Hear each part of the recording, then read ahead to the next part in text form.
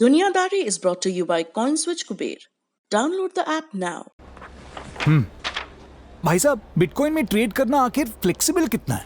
आपके पैसे हैं, जब चाहो आपके पास, जब आप चाहो बिटकॉइन में 24/7। कॉइनस्विच कुबेर डाउनलोड करो और बिटकॉइन में ट्रेड करो। Simple, credible, flexible. ट्रेड कर बेफिक्र।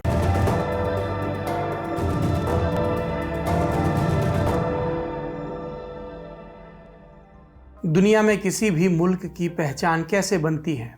कई सारे मानक हैं, मसलन उसका इतिहास, उसकी संस्कृति, उसका भौगोलिक परिवेश। इन सब से इतर एक और चीज़ है जो किसी देश की चाल और उसका चरित्र तय करती है। उस देश को चलाने वाली सरकार है, उस सरकार का मुखिया। ये फॉर्मूला इजराइल पर भी लागू होता है। इजराइल माने बेंजामिन नेतन्याहू। हम में से बहुतों का मन मस्तिष्क उस फ्रेम को आत्मसात कर चुका है। नेतन्याहू एक दशक से भी अधिक समय से इजराइल में साहिबे मसनद हैं। बहुत प्रबल संभावना है कि 1-2 दिन बाद वहां नहीं होंगे। ऐसा क्यों? दरअसल इजराइल में विपक्षी गठबंधन ने बहुमत साबित करने के लिए ज़रूरी समर्थन जुटा लिया है। इजराइल की जनता को ये दिन नसीब हुआ 2 बरस के बाद और 4 चुनाव के बाद। इस नए गठबंधन का पूरा तिया-पांचा क्या है? इजराइल में सरकार बनाने के लिए कौन कौन सी तिकड़म भिड़ाने होते हैं? कुर्सी से उतरने के बाद बेंजामिन नेतन्याहू का क्या होगा? सब विस्तार से बताएंगे। नमस्ते, मेरा नाम सौरभ द्विवेदी और आप देख रहे हैं दुनियादारी। आज की बात शुरू करने से पहले थोड़ा सा बैकग्राउंड समझ लेते हैं। इतिहास 1940 का दशक, दूसरे विश्व युद्ध का दौर, जब हिटलर के सताए यहूदी पूरे यूरोप में भटक रहे थे। उन्हें अपने लिए एक नया ठौर चाहिए था और इसी तलाश में वो फिलिस्तीन पहुंचे। फिलिस्तीन पर ब्रिटेन का नियंत्रण था। वहां अरब और यहूदी बहुत पहले से साथ रहते आए थे। कभी कभी छिटपुट लड़ाइयां भी होती थी। दूसरा विश्व युद्ध खत्म होने के बाद यहूदियों ने फिलिस्तीन के भीतर अलग देश की मांग तेज कर दी। फिलिस्तीन ने इसका विरोध किया। उनका कहना था कि हमारे देश में दूसरा देश नहीं बन सकता और ये मांग भी थी कि कहीं और बनाया जाए यहूदी देश। लेकिन यहूदी इसके लिए राजी नहीं थे। उनका कहना था, कहीं और क्यों जाएंगे, ज़मीन हमारे पुरखों की है, सदियों तक हमें ज़मीन से बेदखल रखा गया, अब ये वापस चाहिए। इस झगड़े के बीच ब्रिटेन चुपचाप इस इलाके से निकल गया और जाने से पहले उसने फिलिस्तीन को आज़ाद कर दिया। अब यहूदियों और अरब का झगड़ा यूनाइटेड नेशंस के पास पहुंचा। 1947 में यूएन ने फिलिस्तीन के विभाजन को मंजूरी दी, यानी यहूदियों को अपने लिए नई ज़मीन मिल गई और इसका नाम रखा गया इजराइल। और आखिरकार मई 1948 में इजराइल आज़ाद मुल्क बन गया। इसके पहले प्रधानमंत्री बने डेविड बेन गुरियन। वो कोई चुनाव नहीं जीते थे। गुरियन ज्यूइश एजेंसी के मुखिया थे और ये एजेंसी 1929 में बनी थी। इसका काम था पलायन कर रहे यहूदियों को साथ मिलाना और उन्हें अपने लोगों के बीच बसाना। ये एजेंसी सीधे तौर पर यहूदियों की प्रतिनिधि थी। इसलिए इजराइल के गठन के बाद गुरियन को, जो इस एजेंसी के मुखिया थे, इजराइल का प्रधानमंत्री बना दिया गया। इजराइल के बनने के कुछ ही समय बाद अरब देशों ने इस पर हमला कर दिया और तब गुरियन के नेतृत्व में इजराइल इस पहली जंग में विजयी हुआ। बाहरी मोर्चे पर फतेह के बाद बारी थी अंदर का मोर्चा मजबूत बनाने की। युद्ध की वजह से इजराइल में शुरुआती 2 दफा चुनाव रद्द करना पड़ा था और इसके चलते तारीख 3 महीने आगे खिसक गई। फिर इजराइल में आखिरकार पहले आम चुनाव हुए। तारीख थी 25 जनवरी 1949 और नतीजे क्या आए, ये जानने से पहले इजराइल की संसद की संरचना समझ लेते हैं। इजराइल की संसद का नाम बहुत ही टंग ट्विस्टर है। क्नेसेट का आधा, फिर ना पे एक ही मात्रा और सेट, क्नेसेट। हिंदी में इसका मतलब होता है सभा। संसद की पहली बैठक के 2 दिन बाद इस नाम पर सहमति बन गई थी। क्नेसेट में सदस्यों की कुल संख्या 120 निर्धारित की गई है। इस 120 के पीछे भी एक कहानी है। क्या कहानी? 5वीं शताब्दी ईसा पूर्व में यरूशलेम में महान लोगों की सभा बुलाई गई थी। इसमें यहूदी कानूनों और ईश्वरीय आराधना जैसे महत्वपूर्ण विषयों पर विचार विमर्श हुआ था। इस सभा में कुल 120 मेंबर थे। इसलिए जब आधुनिक इजराइल के नेतृत्व की बात आई तो 120 मेंबर्स को उसका अगुवा बनाया गया। ये तो हुई सभा की बात। वहाँ पर डेमोक्रेसी का फॉर्म क्या है? संसदीय लोकतंत्र है, जैसे हमारे अपने देश में है। जनता अपनी पसंद का सत्ताधीश चुनने के लिए स्वतंत्र है, जैसा हमारे देश में है। वहाँ सिस्टम में एक और चीज़ है जो हमारे यहाँ नहीं है। जनता सीधे किसी उम्मीदवार को वोट नहीं देती, बल्कि पार्टी को वोट देती है। ऐसा क्यों है? इजराइल एक छोटा सा देश है, आबादी लगभग 90 लाख, इससे कहीं ज्यादा लोग तो भारत के एक शहर में बसे मिल जाएंगे। इसलिए इजराइल ने संसदीय क्षेत्र निर्धारित करने की जटिलता को लागू नहीं किया। सभी सांसद पूरे देश के प्रति जिम्मेदार होंगे, किसी खास इलाके के प्रति नहीं। चुनाव कैसे होता है? इजराइल में बहुत सारी पॉलिटिकल पार्टियां हैं, वो इलेक्शन कमीशन के पास अपने उम्मीदवारों की लिस्ट देती हैं। इस लिस्ट का इस्तेमाल चुनाव के बाद होता है। कैसे? पहले तो बैलेट पेपर पर पार्टियों के सिंबल छापे जाते हैं, कहीं किसी कैंडिडेट का जिक्र नहीं। जैसा हमने आपको पहले बताया, वोटर पार्टी को वोट देते हैं, कैंडिडेट को नहीं। चुनाव के बाद वोटों की गिनती होती है। जिस पार्टी को जितने फीसदी वोट मिलते हैं उसी अनुपात में उनके मेंबर ऑफ पार्लियामेंट चुने जाते हैं। क्नेसेट में जगह पाने के लिए एक पार्टी को कम से कम 3.25% वोट मिलना जरूरी है। कट ऑफ मार्क समझ लीजिए। इससे कम वोट पाने वाली पार्टियां खुद ब खुद संसद पहुंचने की रेस से बाहर हो जाती हैं। अब बात यह है कि ये जो वोटों का फीसदी है इसको सीटों में कैसे कन्वर्ट किया जाता है। इसके लिए एक जटिल सा फॉर्मूला है, ध्यान से समझते हैं, शायद समझ में आ जाए। सबसे पहले मान्य वोटों की संख्या निकाली जाती है, उसके बाद उसमें से उन पार्टियों के वोट घटा दिए जाते हैं जो अगले राउंड में एंट्री नहीं कर पाई, जो कट ऑफ मार्क से नीचे रही, यानी जिनके वोट 3.25% से कम थे। फिर इस संख्या को 120 से भाग देने पर जो संख्या आती है उसे कहते हैं जनरल इंडिकेटर। अब क्वालिफाइड पार्टियों के कुल मान्य वोटों को इस जनरल इंडिकेटर से भाग दिया जाता है। जो नंबर आता है वो होती है संसद में उस पार्टी की सीटों की संख्या।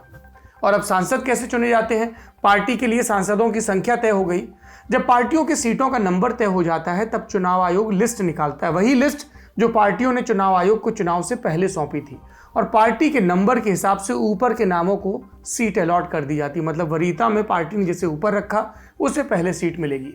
इजराइल में उपचुनाव की व्यवस्था नहीं है।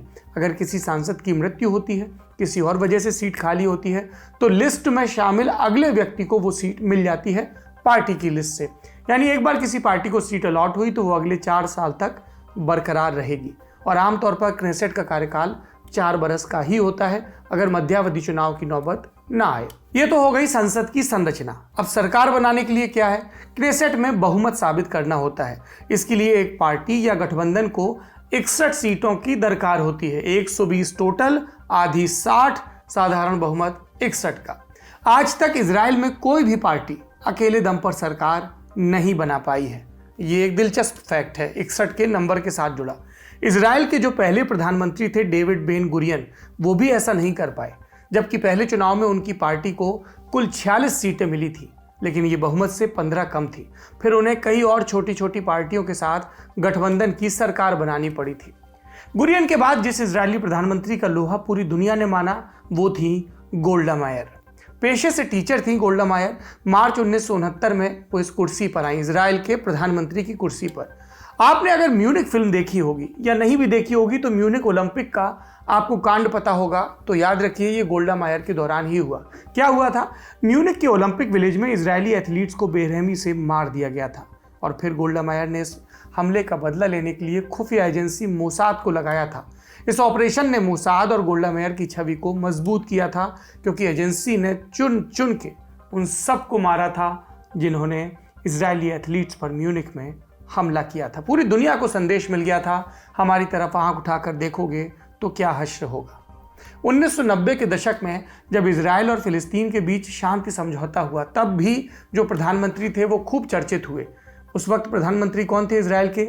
Itzhak Rabin.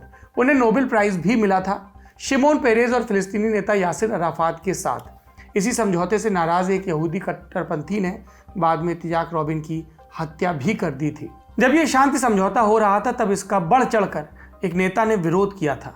वो उस वक्त तक बहुत सारी डिप्लोमेटिक रोल्स अदा कर चुका था, इजराइल की लोकल पॉलिटिक्स में अपनी जगह बनाने की तैयारी कर रहा था, और शांति समझौते के विरोध ने उसको एक बड़ा प्लेटफॉर्म मुहैया करवाया। ये नेता था बेंजामिन नेतन्याहू। नेतन्याहू 1949 में टेल अवीव में पैदा हुए थे, परवरिश अमेरिका में हुई, बाद में इजराइल की डिफेंस फोर्स में शामिल हो गए। कई वर्षों तक आर्मी की स्पेशल टीम में अपनी सेवाएं दी। 1973 में सेना को अलविदा कहा, वापस पढ़ाई के लिए अमेरिका लौटे, लेकिन उनका बड़ा भाई जोनाथन सेना में डटा रहा। 3 साल बाद युगांडा में बंधकों को छुड़ाने के दौरान जोनाथन शहीद हो गए, और इस घटना ने नेतन्याहू फैमिली को फिर से चर्चा में ला दिया। इस घटना के बाद बेंजामिन नेतन्याहू का मन इजराइल की राजनीति की तरफ मुड़ा। वो पहली दफा 1988 के बरस में संसद पहुंचे।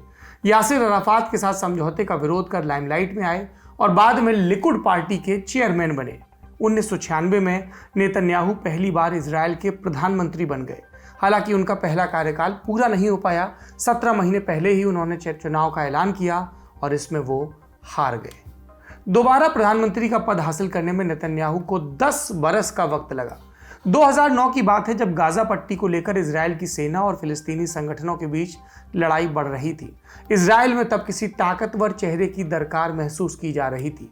लिकुड पार्टी का शीर्ष नेतृत्व खाली था। ऐसे में नेतन्याहू को खाली जमीन मिली और वो 2009 में दूसरी दफा देश के प्रधानमंत्री बने। वक्त के साथ साथ उनकी पॉपुलैरिटी बढ़ती गई। इजराइल में उन्हें जैसे अजेय माना जाने लगा हो। इसकी कई वजहें थी। नेतन्याहू आर्मी बैकग्राउंड से हैं। उनके भाई इजराइल के लिए शहीद हुए। इसके चलते इजराइल में हर दूसरा तीसरा परिवार उनसे जुड़ाव महसूस करता था।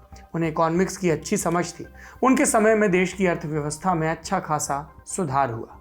नेतन्याहू के कार्यकाल के दौरान इजराइल में होने वाले आतंकवादी हमलों में भी कमी आई। इसके चलते भी लोग उनसे खुश रहे और ये सब रहा 2016 तक। फिर उनके खिलाफ भ्रष्टाचार के मामले में जांच शुरू हुई। उनके ऊपर इल्जाम लगा कि उद्योगपतियों से गिफ्ट लिए और बदले में गलत फायदा पहुंचाया। ये पद के दुरुपयोग का मामला था और इसको लेकर इजराइल में नेतन्याहू के खिलाफ नाराजगी बढ़ने लगी। साल 2019 में 2 दफा आम चुनाव करवाने पड़े जब कार्यकाल पूरा हुआ, क्योंकि किसी को बहुमत नहीं मिल रहा था। पहली बार अप्रैल में, दूसरी बार सितंबर में, और इन दोनों ही चुनाव में कोई भी गठबंधन सरकार बनाने में असफल रहा। बेंजामिन नेतन्याहू के राजनीतिक जीवन में ऐसा पहली बार हो रहा था और इसका उन्हें फायदा भी मिल रहा था। कैसे? वो लगातार कार्यवाहक प्रधानमंत्री बने हुए थे।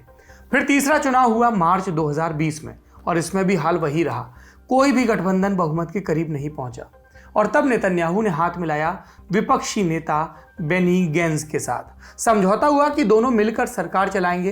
रोटेशन के आधार पर पीएम की कुर्सी की अदला बदली होगी, यानी एक ही कार्यकाल में संसद की दोनों नेता प्रधानमंत्री की कुर्सी पर बारी बारी बैठेंगे। लेकिन सरकार बनते ही नेतन्याहू के सुर बदल गए। उन्होंने अपनी सहयोगी पार्टी को दरकिनार करना शुरू कर दिया। फिर रही सही कसर कोरोना महामारी ने पूरी कर दी। महामारी के दौरान जनता खुलकर नेतन्याहू के विरोध में आई। बेनी गेंज ने भी नेतन्याहू से किनारा करना शुरू कर दिया, सरकार से समर्थन खींच लिया। ऐसे में सरकार का बचना मुश्किल था तो नए चुनाव का ऐलान हुआ। 2 साल के भीतर चौथा चुनाव, और ये चौथा चुनाव हुआ 23 मार्च 2021 को। इस बार भी किसी पार्टी को स्पष्ट बहुमत नहीं मिला।